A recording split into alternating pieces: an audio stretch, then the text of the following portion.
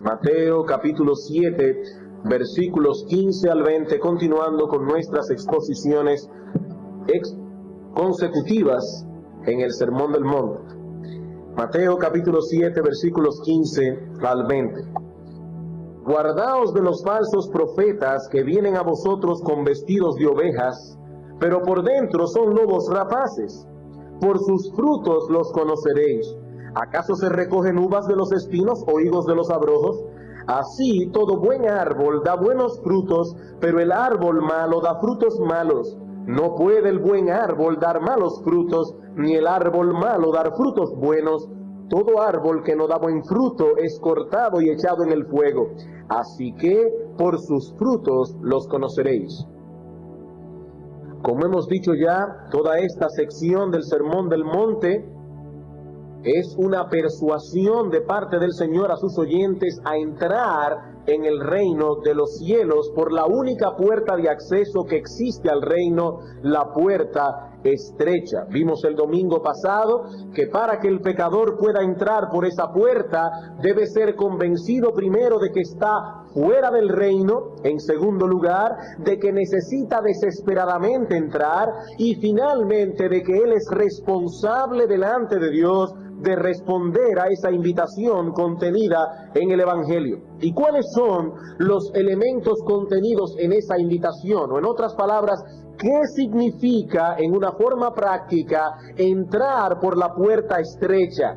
Bueno, significa simplemente arrepentirse y creer, tomar la decisión de divorciarnos del pecado y abrazar por medio de la fe a nuestro Señor Jesucristo, tal como Él es ofrecido en el Evangelio, como Rey, como profeta y como sacerdote. Ahora bien, es muy probable que a esta altura del sermón las conciencias de muchos habían sido ya despertadas. El Señor ha llevado a su auditorio, por decirlo así, al umbral de la puerta estrecha.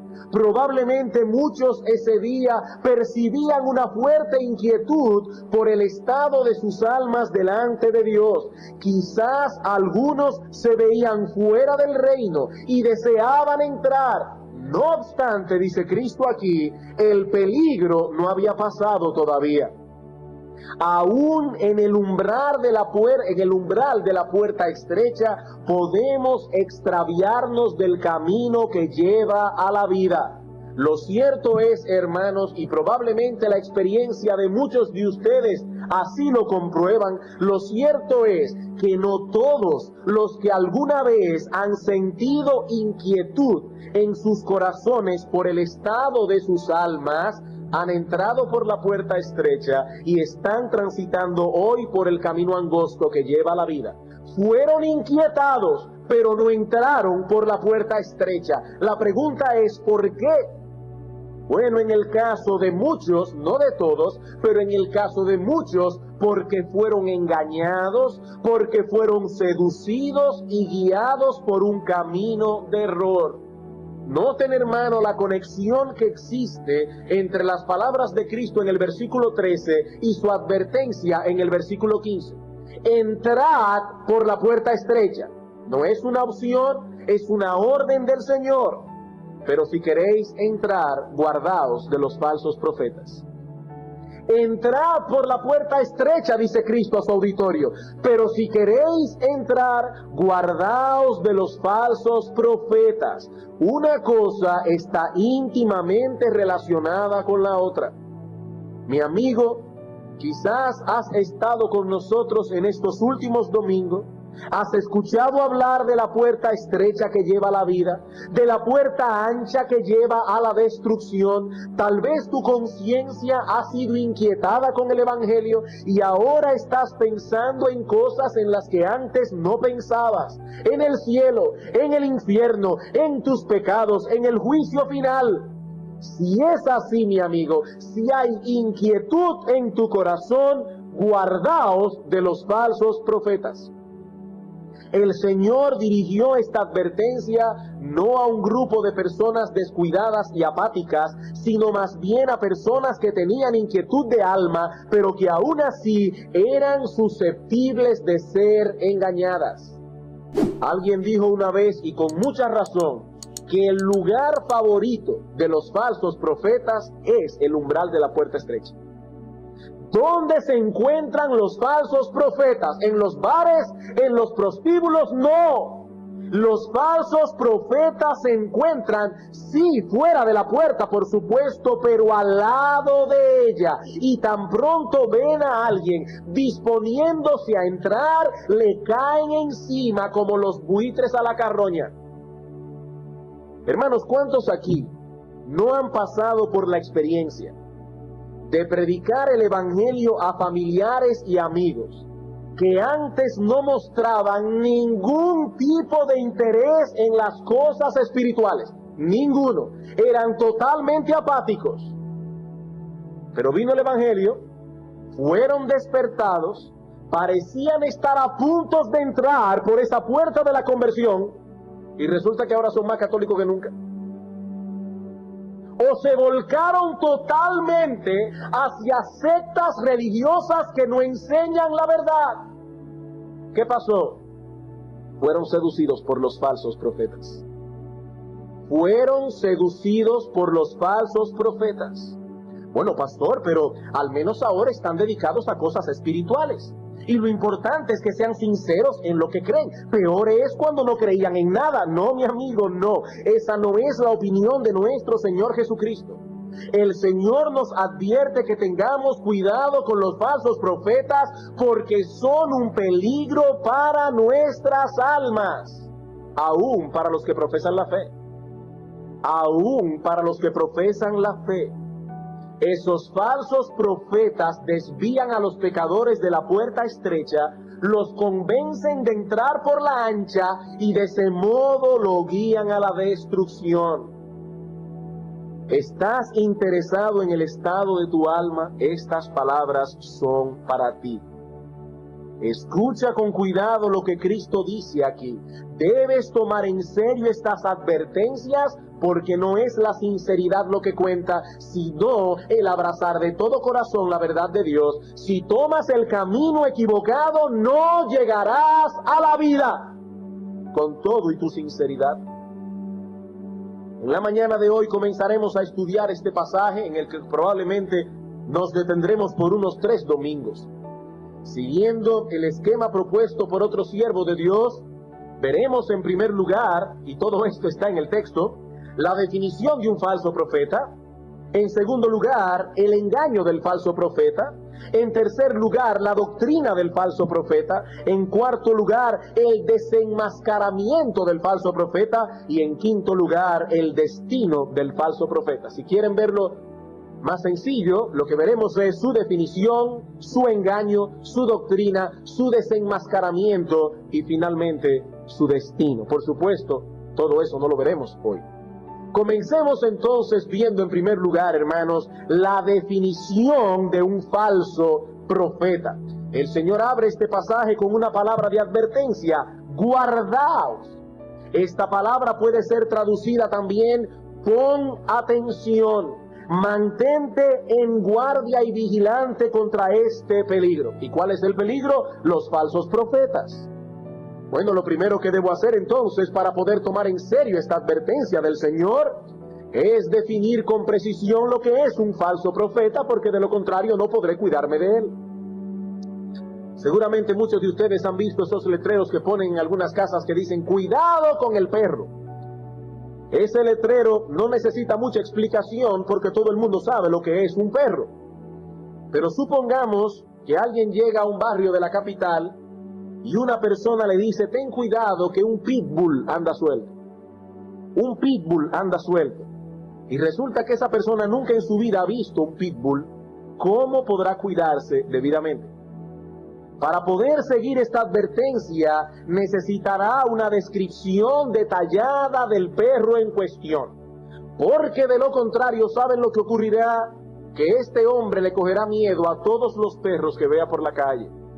Bueno, lo mismo ocurre en este caso.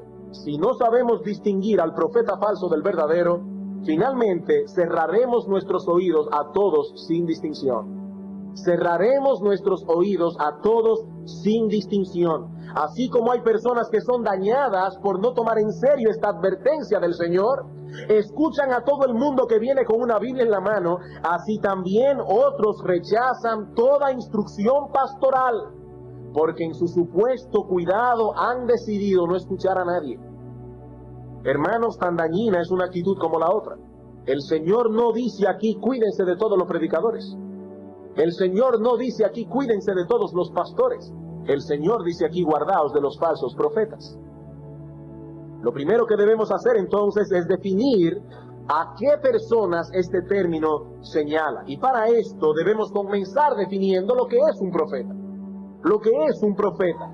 No podremos saber lo que es un falso profeta si no sabemos primero lo que un profeta es. Es por ahí entonces por donde debemos empezar. ¿Qué es un profeta? Bueno, la forma más sencilla de definirlo es esta. Un profeta es un vehículo o instrumento de comunicación de Dios al hombre. ¿Qué es un profeta? Un vehículo de comunicación de Dios al hombre. Dios se comunica con el hombre a través de los profetas. El profeta es un mensajero autoritativo de Dios. Quizás uno de los textos más claros que podemos buscar para apoyar esta definición es Hebreos capítulo 1, versículos 1 y 2. Hebreos capítulo 1, versículos 1 y 2. Nos dice el autor de los Hebreos, Dios, habiendo hablado muchas veces y de muchas maneras en otro tiempo a los padres, por medio de los profetas, en estos postreros días nos ha hablado por el Hijo.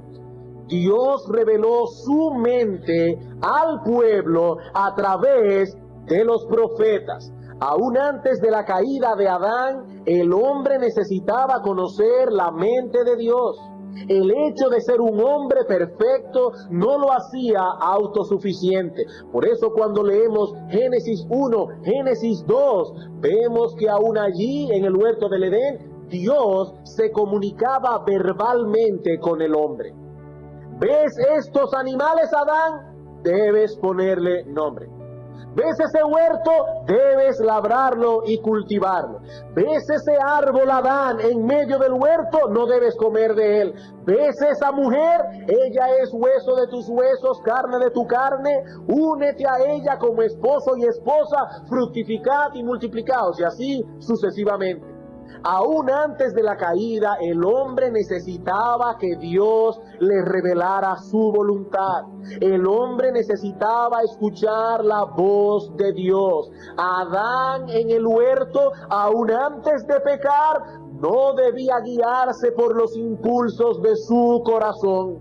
Ahora, hermanos, si estando en ese estado de santidad y perfección, el hombre necesitaba la guía y la dirección de Dios, ¿cuánto más no lo necesitará ahora que es una criatura pecadora?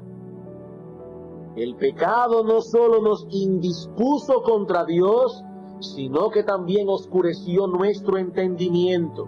Pablo nos dice en Efesios 4:18 que el hombre en su estado natural tiene el entendimiento entenebrecido, su mente está llena de tinieblas. En 1 Corintios 2:14, Pablo afirma que el hombre natural no tiene la capacidad de percibir las cosas que son del Espíritu de Dios, que para él son más bien una locura, una tontería.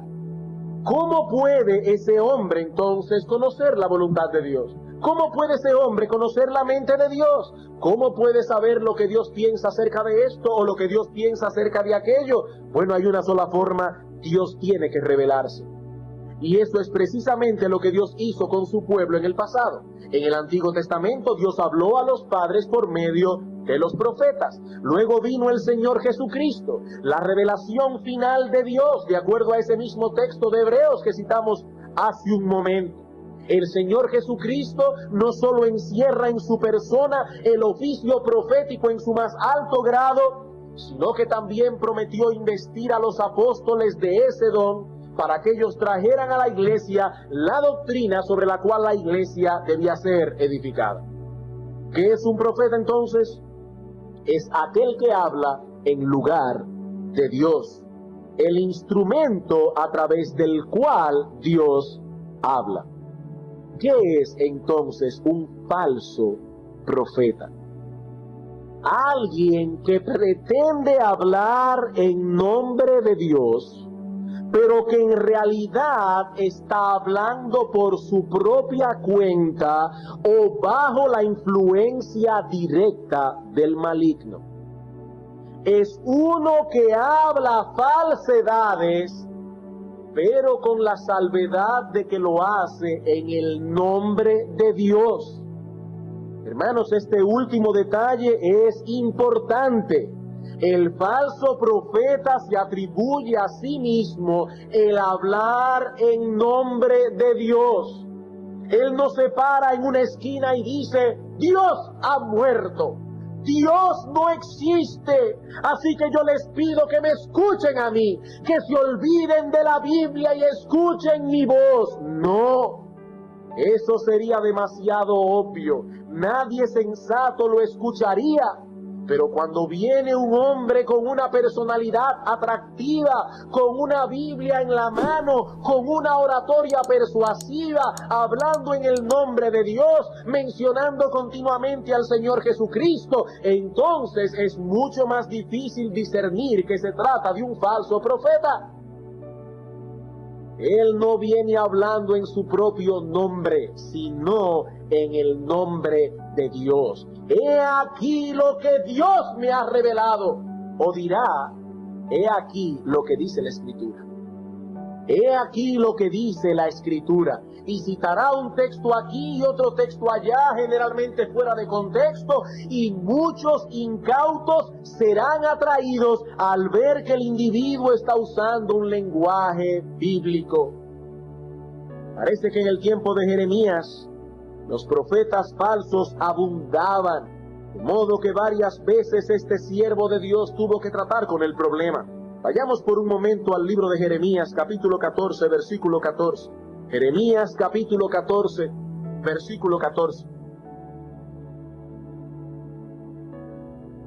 Me dijo entonces el Señor, falsamente profetizan los profetas en mi nombre, no los envié, ni les mandé, ni les hablé, visión mentirosa, adivinación, vanidad y engaño de su corazón, os profetizan.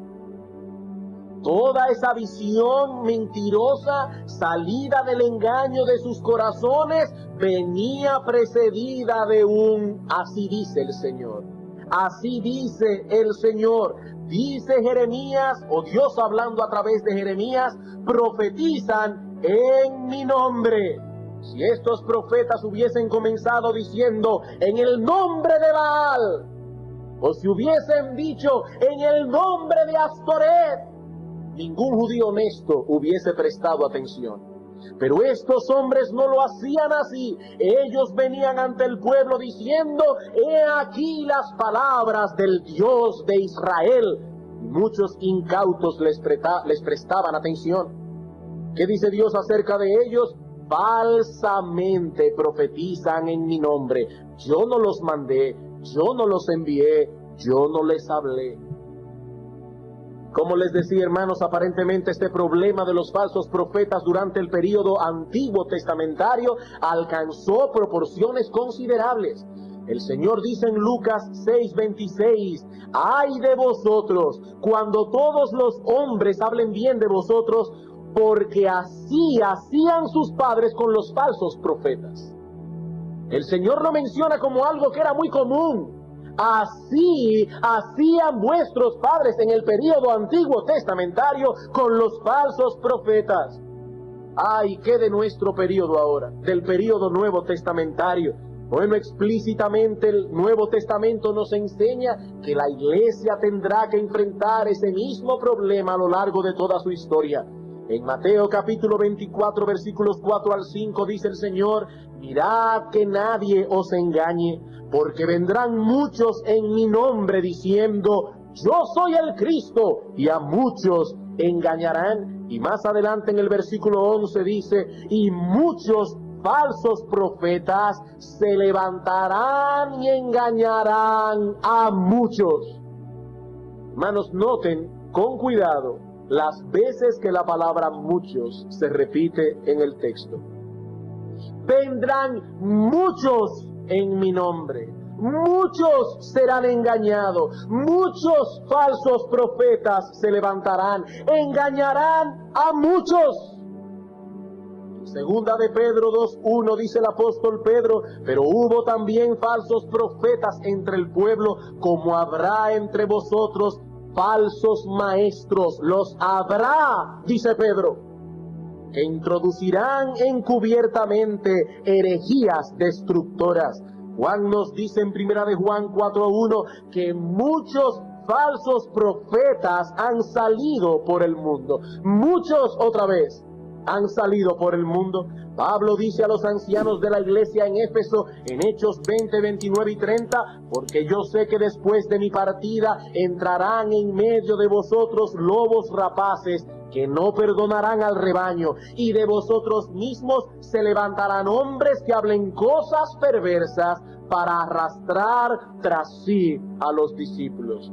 En 2 Corintios 11, 13 al 15 dice Pablo que el mismo Satanás se disfraza como ángel de luz y que también sus ministros se disfrazan como ministros de justicia.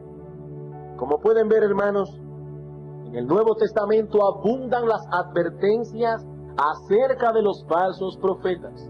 Se nos exhorta a mirar con atención y a vigilar, porque estos hombres, hermanos, no vienen a nosotros con una tarjeta de presentación que dice fulano de tal, falso profeta. No, estos hombres vienen disfrazados y vienen a hacer daño. Ahora, ¿por qué tenemos que ser tan insistentes en el asunto? Porque muchos creyentes piensan tener ubicado ya a los falsos profetas. Hay muchos creyentes que piensan que porque conocen algo de ciertas sectas ya tienen ubicado quiénes son los falsos profetas. José Smith y sus mormones, Russell y sus testigos de Jehová, Mary Baker Eddy y la ciencia cristiana, Elena G. de White, etc. Sí sabemos que esos son falsos profetas. Pero como veremos en un momento, hermanos, el asunto no es tan sencillo. Estos no son los únicos falsos profetas que han salido por el mundo, y me atrevería a decir que en estos momentos no son los más peligrosos. Hermanos, nuestro Señor Jesucristo nos ha dejado una advertencia muy solemne: guardaos de los falsos profetas. Y en todo el Nuevo Testamento se nos advierte lo mismo una y otra vez. Hay un peligro evidente aquí del que debemos cuidarnos. Mis queridos hermanos, no debemos tomar estas palabras con ligereza. No debemos ser simples. El Señor dice: guardaos, manteneos en guardia, vigilantes. Si no tomamos estas advertencias en serio, podremos ser devorados por uno de esos lobos rapaces. Bien, habiendo visto en primer lugar la definición de un falso profeta, alguien que habla falsedad en el nombre de Dios, veamos ahora en segundo lugar el engaño del falso profeta. El engaño del falso profeta. Como decía hace un momento, los falsos profetas no tienen una tarjeta de presentación que nos dicen lo que en realidad son. No. El Señor dice en nuestro texto: guardaos de los falsos profetas, que vienen a vosotros con vestidos de ovejas, pero por dentro son lobos rapaces. Son lobos, pero parecen ovejas. En otras palabras, son hijos del diablo, pero parecen hijos de Dios. En la Biblia se usa el símil de la oveja para señalar a los creyentes. Estos hombres externamente parecen ser lo que no son, parecen ser del rebaño, parecen ser de los nuestros. Pablo dice en Hechos 20:30, y de vosotros mismos se levantarán esos hombres.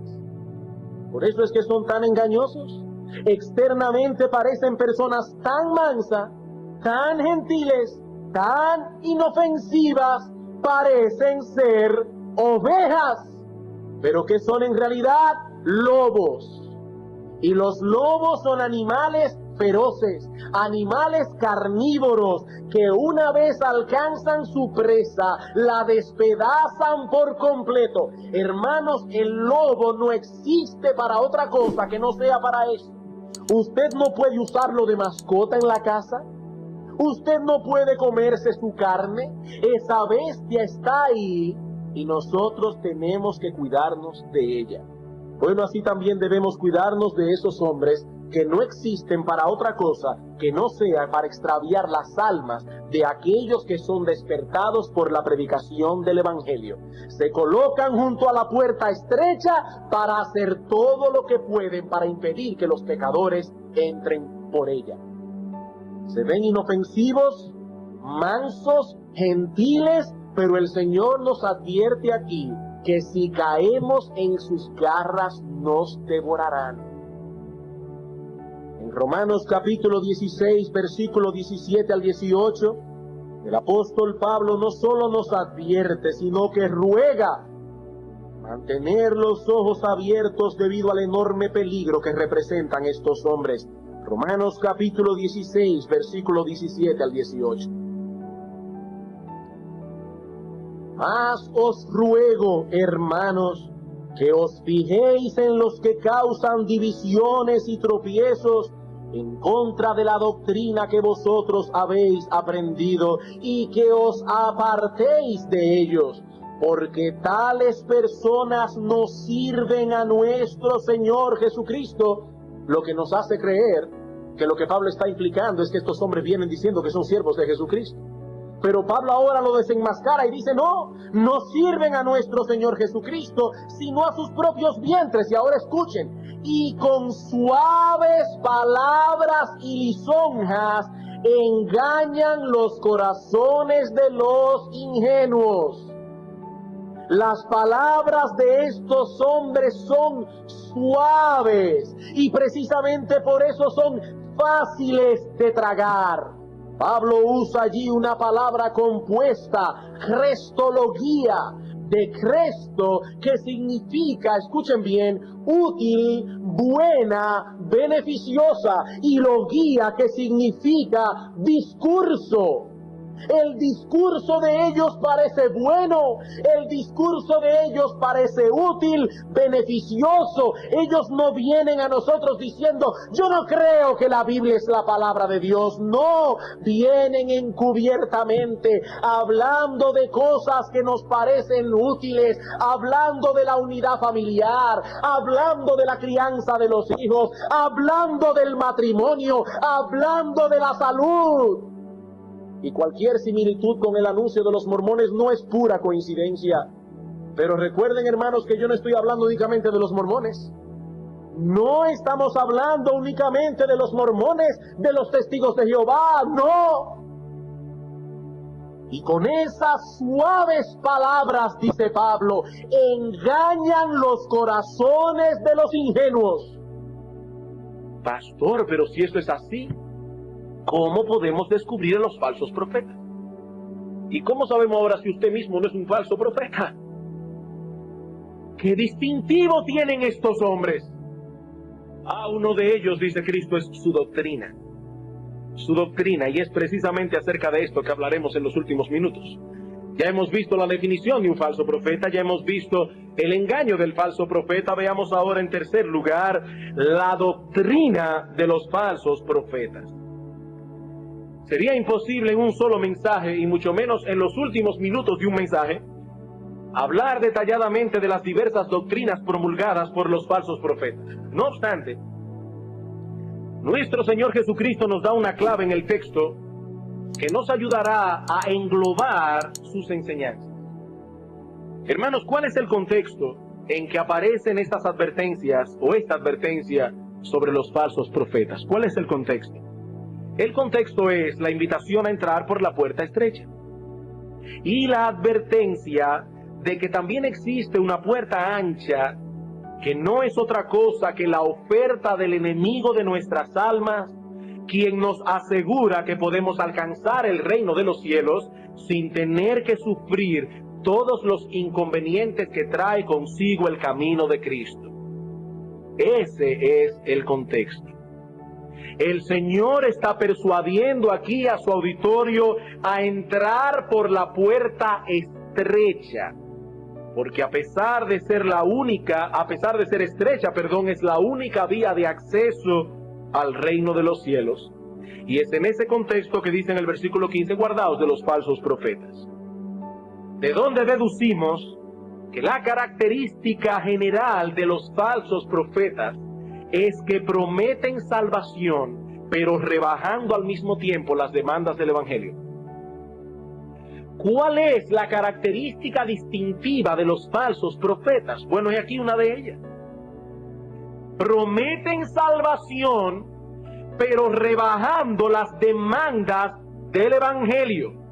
Ofrecen a los pecadores una salvación que se obtiene sin entrar por la puerta estrecha, sin caminar por el camino angosto.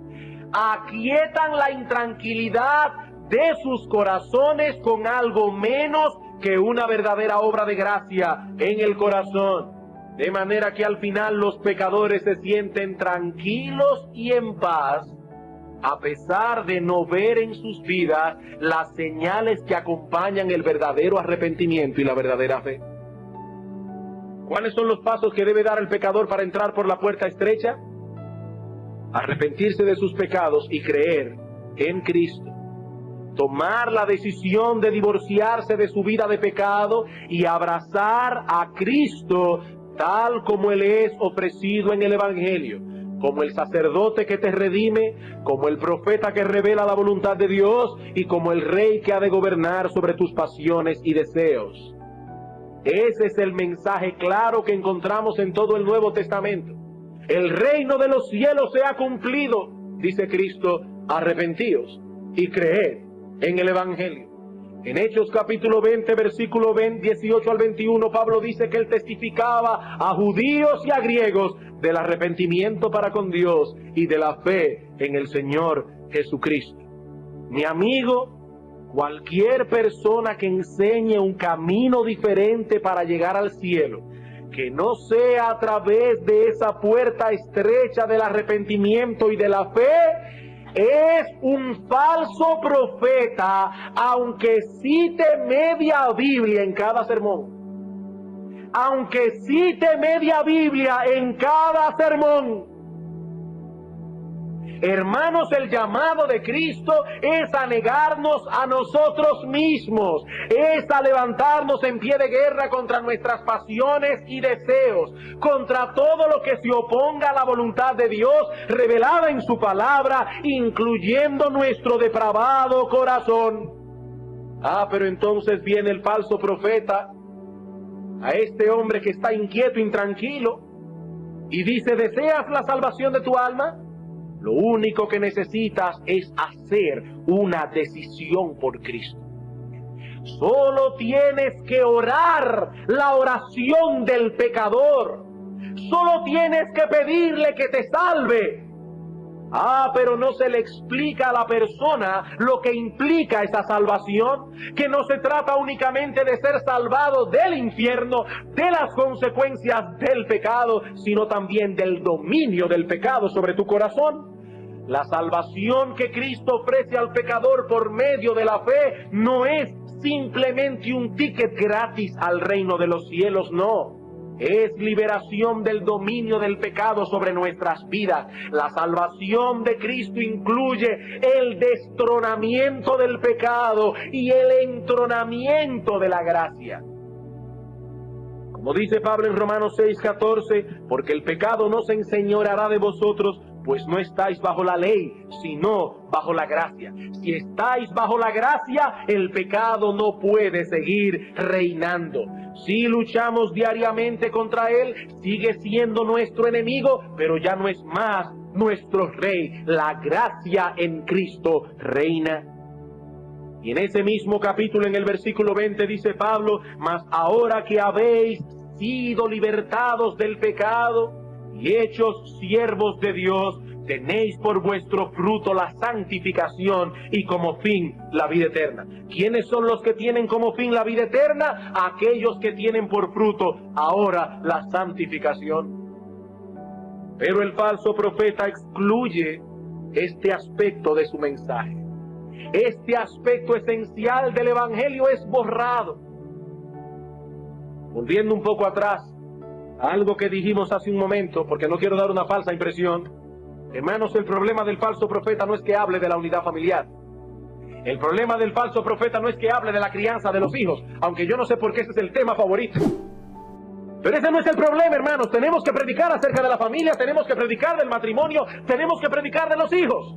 El problema es que entretienen a los hombres con esos temas, pero no les hablan nunca del arrepentimiento, no los enfrentan con sus pecados, no les hablan de esa fe en Cristo que nos lleva a abrazarlo tal cual Él es ofrecido en el Evangelio, no solo como nuestro sacerdote y salvador, sino también como profeta y rey. En otras palabras, hermanos, y escuchen esto con atención, su veneno no aparece siempre en lo que dicen, sino en lo que no dicen. El veneno del falso profeta no siempre viene envuelto en lo que dice, aunque muchas veces sí.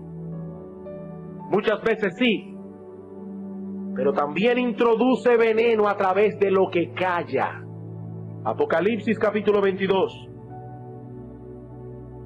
versículo 18 y 19. Yo testifico a todo aquel que oye las palabras de la profecía de este libro, que si alguno añadiere a estas cosas, Dios traerá sobre él las plagas que están escritas en este libro. Y si alguno quitare, no la Biblia, sino palabras de ella. Si alguno quitare de las palabras del libro de esta profecía, Dios quitará su parte del libro de la vida y de la santa ciudad y de las cosas que están escritas en este libro. ¿Qué hacen los falsos profetas? Ellos no echan a un lado la Biblia. Aquí no dice que estos hombres echan fuera la palabra de Dios, no. Aquí dice que por un lado le añaden y por el otro le quitan. Mantienen ciertas cosas esenciales de la Biblia. Hablan de Cristo, de su muerte en la cruz, de confiar en Él, pero todo eso viene a ser en su predicación un conjunto de frases sin sentido, sin sustancia. Debes confiar en Jesús. Debes dejar que Jesús te guíe. Debes dejar que Jesús te llene. Debes tener un encuentro personal con Jesús. Sí, todo eso suena muy bien. Pero ¿cuáles son las implicaciones prácticas de esas cosas? ¿Qué significa la guía de Jesús sobre nuestras vidas? ¿Cómo me afectará eso en mis negocios, en mis relaciones con el mundo que me rodea, en el uso de mis bienes? ¿Qué significa realmente confiar en Jesús? ¿Cuáles consecuencias vendrán a mi vida por confiar en Él? Esa es la parte que el falso profeta prefiere callar. Esa es la parte que el falso profeta prefiere callar. No todo lo que dice es malo, aunque a veces dice cosas malas. Pero el veneno, como les decía, viene muchas veces envuelto en lo que calla, en lo que calla. El ministerio de los falsos profetas generalmente es muy consolador. Suele girar alrededor de cosas consoladoras. Ahora, debo traer otra nota aquí. No que los verdaderos predicadores no deben consolar con la palabra de Dios, o no, hermanos. Gracias a Dios que en la Biblia encontramos textos tan consoladores como Romanos 8:28, entre otros. A los que aman a Dios, todas las cosas les ayudan a bien. Y muchos otros textos más. Pero noten, hermanos, que la Biblia consuela al que debe consolar. La Biblia consuela al que debe consolar. Pablo señala en este texto quiénes son los únicos que tienen derecho ampararse en esas palabras tan consoladoras: los que aman a Dios. ¿Y quiénes son los que aman a Dios? Aquellos que cuando se postran a orar, se enternecen tanto pensando en Cristo clavado en la cruz que hasta lloran. Le entran unas sensaciones internas cuando piensan en esas cosas, y por eso ellos saben que aman a Dios. No, hermanos, no, mi amigo. La Biblia dice: el que tiene mis mandamientos y los guarda, ese es el que me ama. Es algo bien objetivo. ¿Quiénes son los que aman a Dios? Los que toman en serio su voluntad, los que luchan con los deseos de su depravado corazón, cuando esos deseos se oponen a la voluntad de Dios. A esos todas las cosas les obran para bien.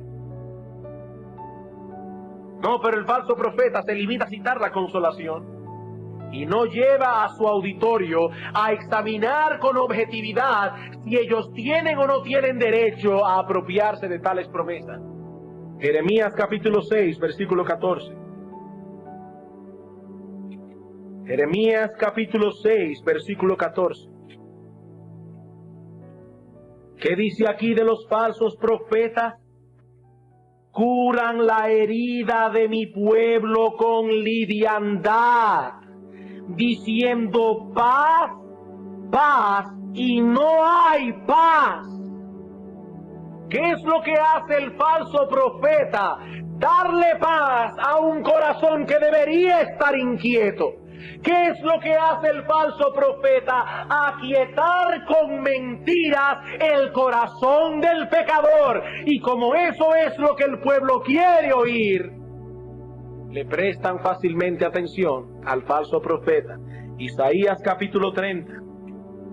Hermanos, no se extrañen cuando sus familiares no quieran oírlo a usted y prefieran oír mejor a esos que están hoy hablando de la familia y de la crianza de los hijos, etcétera, etcétera, porque no son enfrentados en esa predicación con lo depravado y lo sucio de su corazón.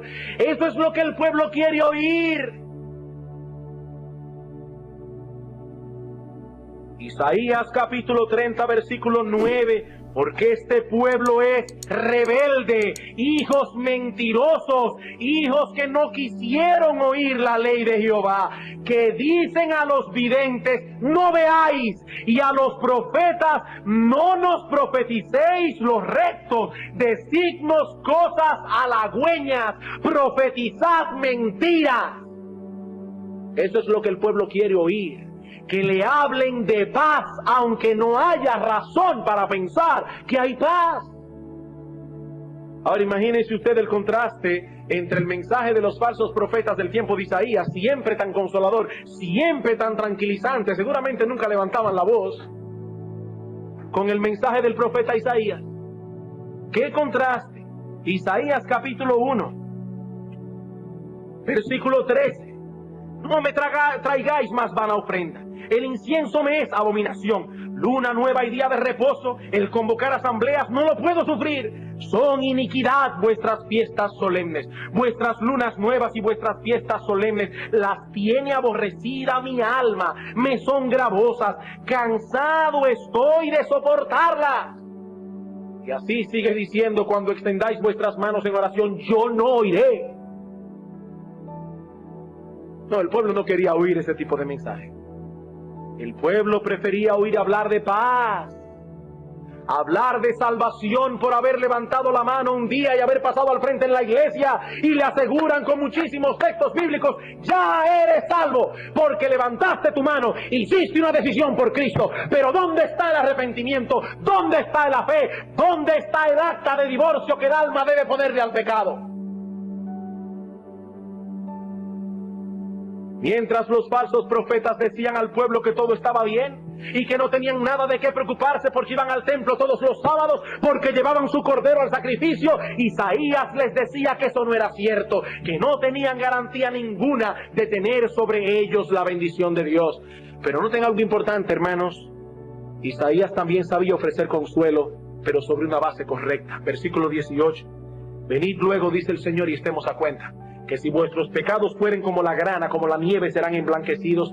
Si fueren rojos como el carmesí, vendrán a ser como blanca lana. Si quisiereis y oyereis, comeréis el bien de la tierra.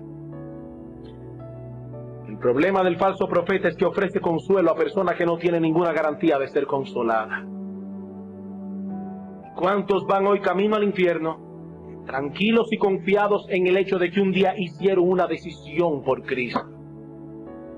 En el hecho de que asisten regularmente a la iglesia, de que ahora pertenecen a un grupo de alabanza y oración, pero nunca entraron por la puerta estrecha del verdadero arrepentimiento y la verdadera fe, ni están caminando por el camino angosto de una vida santa y de autonegación.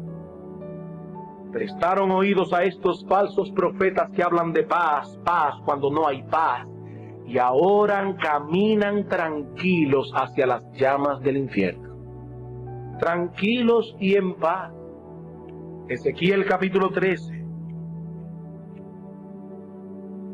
Ezequiel capítulo 13, versículos 21 al 23. Romperé asimismo vuestros velos mágicos, y libraré a mi pueblo de vuestra mano, y no estarán más como presa en vuestra mano, y sabréis que yo soy Jehová. Y ahora noten por qué. Por cuanto entristecisteis con mentiras el corazón del justo, al cual yo no entristecí, y fortalecisteis las manos del impío, para que no se aparten de su mal camino, infundiéndole ánimo. ¿Qué hace el falso profeta? Entristece el corazón del justo. Ah, pero tú sí eres fanático. Es que ustedes toman las cosas al pie de la letra. Es que ustedes quieren ser más papitas que el Papa. Entristecen al justo, consuelan al impío y le infunden ánimo aún en sus pecados. Eso es típico del falso profeta. Mi amigo, la Biblia dice que sin santidad nadie verá al Señor. La Biblia dice que el creyente verdadero es rechazado por el mundo, que el creyente verdadero lucha diariamente contra los deseos carnales que batallan contra el alma, que el creyente verdadero experimenta en ocasiones una profunda vergüenza cuando se da cuenta que ha transgredido la ley de Dios. Y es mi deber decirte, mi amigo, como ministro del Evangelio, que si esas cosas son extrañas para ti, no importa cuánta paz sientas en tu corazón, no has entrado por la puerta estrecha que lleva a la vida y vas transitando por una senda que terminará en destrucción. Cristo dice que en aquel día muchos vendrán diciendo: pero Señor, Señor, y en tu nombre no echamos fuera demonios, hicimos milagros, etcétera. Ustedes pueden estar seguros que esos muchos seguramente vivieron toda su vida amparados en una falsa paz. No había en ellos odio por el pecado, no sabían lo que era luchar diariamente contra los deseos carnales que batallan contra el alma, nunca le habían presentado acta de divorcio al pecado, pero aún así se sentían tranquilos, en paz. Y así tranquilos los alcanzó la muerte, y cuán terrible desengaño han sufrido.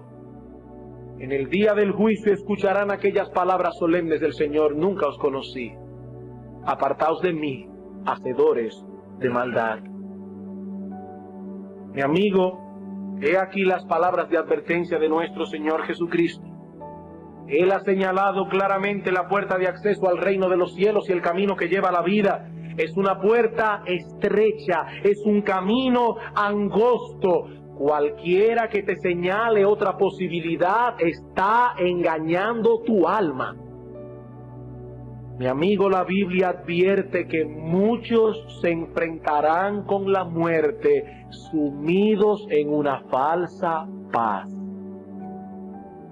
Si no deseas pertenecer a ese grupo, asegúrate de haber entrado por la puerta estrecha y de que estás transitando en estos momentos por el camino angosto. Porque estrecha es la puerta y angosto el camino que lleva a la vida, y pocos son los que la hallan. Vamos a orar. Dios de verdad, Dios que has revelado a tus hijos todo aquello que ellos necesitan saber para poder caminar seguros en esta senda tan peligrosa que nos conduce a la Canaán celestial. Oh Señor y Dios nuestro, gracias por tu palabra. Gracias, oh Señor, por las advertencias claras y diáfanas que encontramos en ella. Padre, ahora te pedimos que tú abras bien los ojos de nuestras almas, que tú nos afiances en aquellas cosas que tú nos has revelado en tu palabra, para que no seamos de esos muchos que al final de cuentas verán que fueron engañados. Y mira, oh Padre bueno, a muchos que están aquí en el umbral de la puerta estrecha. No han entrado, Señor, pero están inquietos en sus almas. Señor, guárdalos de todo mal. Cierra sus oídos a la voz de los lobos y tráelos tú, Señor, cautivos a la obediencia a Cristo. Padre, fructifica tú la palabra que fue expuesta en esta mañana. Te lo suplicamos en el nombre de nuestro Señor Jesucristo. Amén.